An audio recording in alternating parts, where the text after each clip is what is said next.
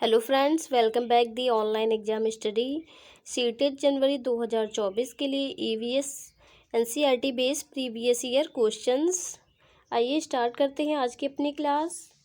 प्रश्न नंबर 1 है, भैंस की पीठ पर प्रायः बगुला या ईग्रेट पक्षी बैठा दिखाई देता है। ऐसा इसलिए होता है क्योंकि बगुला, इसके ऑप्शन ए भैंस की पीठ पर सहजीवी कीट खाता है, ऑप्शन बी है घास में पाए जाने वाले कीट खाता है, ऑप्शन सी है भैंस की पीठ पर बैठकर गाना पसंद करता है, ऑप्शन डी है उड़ने के बाद थोड़ा आराम करता है। इसका जो राइट आंसर होगा ऑप्शन ए होगा, भैंस की पीठ पर वह सहजीवी कीट खाता है।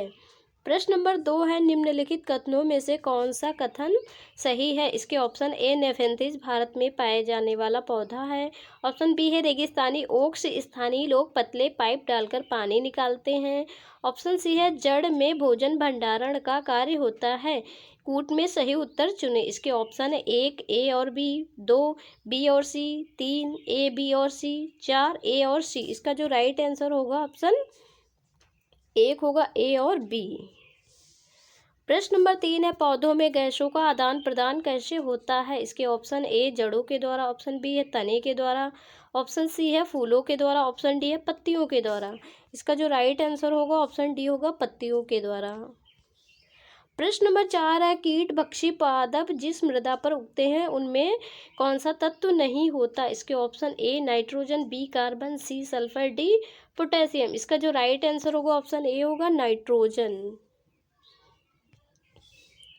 प्रश्न नंबर 5 है, निम्नलिखित में से सही कथन चुनिए। इसके ऑप्शन ए जिन जानवरों के बाहरी कान व शरीर पर बाल होते हैं वह बच्चे देते हैं, ऑप्शन बी है जिन जानवरों के बाहरी कान व शरीर पर बाल नहीं होते वह अंडे देते हैं, ऑप्शन सी है जिन जानवरों के बाहरी कान व शरीर पर बाल नहीं होते हैं वह बच्चे देते हैं, ऑप्शन डी है जिन जानवरों के बाहरी कान व शरीर पर बाल होते हैं वह अंडे देते हैं। इसका जो राइट आंसर होगा ऑप्शन ए होगा, ए और बी।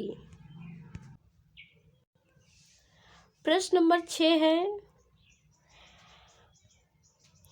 रेगिस्तानी ओक के विषय में निम्नलिखित कथनों का अध्ययन कीजिए। इसके ऑप्शन ए रेगिस्तानी ओक एक वृक्ष है जिसकी ऊंचाई हमारी कक्षा के कमरे के लगभग बराबर अर्थात 4 मीटर होती है, ऑप्शन बी है इस वृक्ष की जड़ें नीचे वृक्ष की ऊंचाई की लगभग 30 गुनी तक जमीन में भीतर जाती हैं जब तक कि पानी तक ना पहुंच जाएं, ऑप्शन सी है यह वृक्ष के तने में पानी एकत्रित होता है, ऑप्शन डी है यह वृक्ष अबू धाबी में पाया जाता है।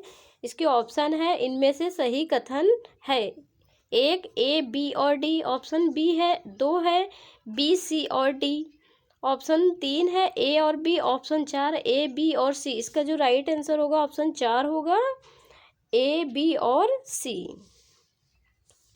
प्रश्न नंबर 7 है, नीचे पौधों के विषय में बच्चों को के कुछ सहजानुभूत विचार दिए गए हैं, इनमें से कौन सा विचार वैज्ञानिक दृष्टि से सही है।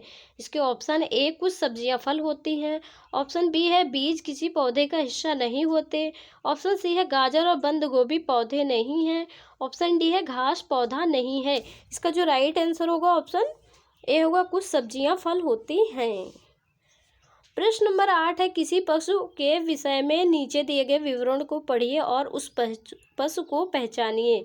इसका जो यह भालू जैसा दिखता है परंतु भालू नहीं है, यह दिन के लगभग 17 घंटे सोता है, यह वृक्ष पर रहता है, उसकी पत्तियां खाता है, लगभग 40 वर्षों तक जीवित रहता है। इसके ऑप्शन ए लंगूर, बी चिंपैंजी, सी गेंडा, डी स्लॉथ। इसका जो राइट आंसर होगा ऑप्शन डी होगा, स्लॉथ।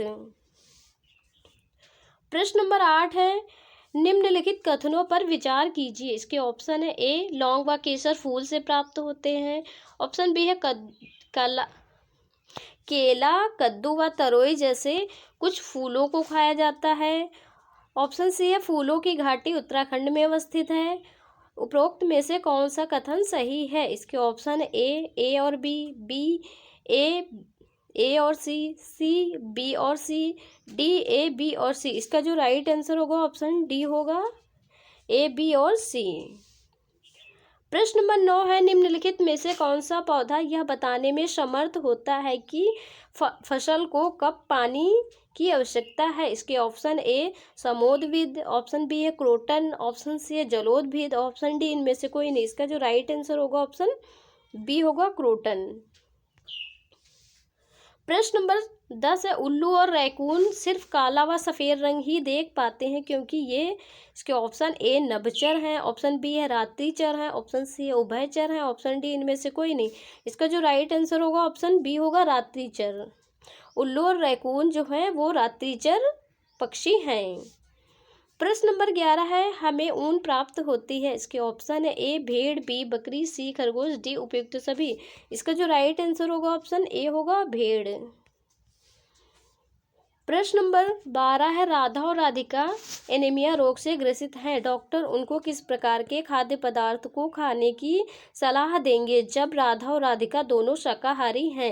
इसके ऑप्शन ए केला, पालक, गुड़ व हरी सब्जी, ऑप्शन बी अंडे की पीतक, केला, मछली, ऑप्शन सी है मछली, हरी पत्तीदार सब्जी, बाजरा, ऑप्शन डी है पालक, गुड़, नमक।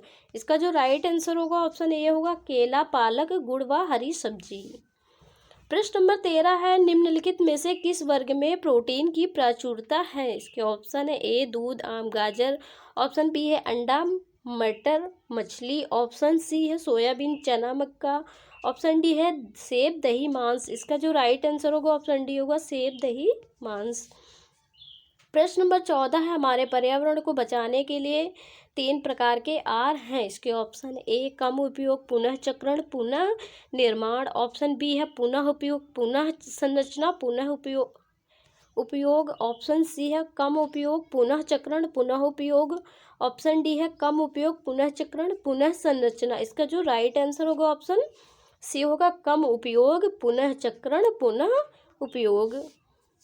प्रश्न नंबर 15 है, निम्नलिखित में से किस राज्य के लोगों के द्वारा टैपियोका और नारियल का सेवन अधिक किया जाता है। इसके option A Goa, B Jharkhand, C Paschim Bangal, D Kerala. इसका जो राइट आंसर होगा ऑप्शन डी होगा केरल। अगर हमारी वीडियो आपको अच्छी लगे तो वीडियो को लाइक करें, कमेंट करें और हमारी वीडियो को अपने फ्रेंड्स के साथ शेयर करें। अगर आप हमारे चैनल पर नए हो तो चैनल को ज़रूर सब्सक्राइब करें। मिलते हैं नेक्स्ट वीडियो में, तब तक के लिए जय हिंद, थैंक्स फॉर वॉचिंग।